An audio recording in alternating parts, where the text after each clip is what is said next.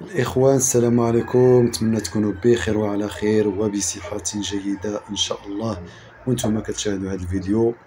اليوم متواجدين في الحدود المغربية الجزائرية، وبالضبط بلجرف. لمن لا يعرفها، هذه هي بلجرف، منطقة ديال السعيدية ومرسى بالمهيدي. هذه هي الدخلة نتاع السعيدية ومرسى بالمهيدي الخوت. كما تشوفوا، هذه هي أقرب نقطة حدودية بين البلدين الشقيقين المغرب والجزائر.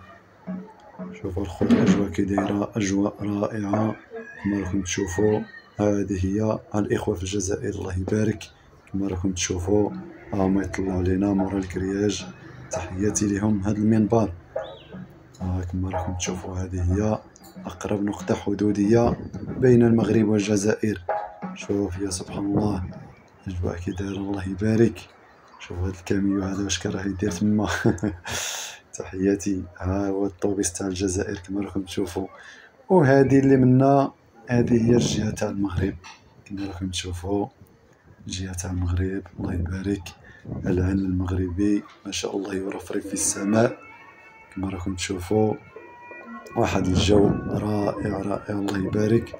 وكنصح الإخوان والأخوات يزوروا هاد البلاصة هادي. هاد المنطقة هادي راها زوينة ما شاء الله، جاية قريبة للسعيدية. منها تجيو تبحروا في السعيدية، منها تطلعوا على الإخوة في الجزائر والجزائريين عاوتاني كذلك. وتحياتي للجميع، وحنا خوا خوا وما كاين عداوة. وتحياتي للجميع. هذا مكان الخوت. هنا هذه هي بلجرف لمن لا يعرفها. هذه بلجرف كما راكم تشوفوا. الإخوة في الجزائر كما راكم تشوفوا راهم يطلعوا علينا ونطلعوا عليهم. خوا خوا وما كاين عداوة. تحياتي للجميع داخل وخارج أرض الوطن.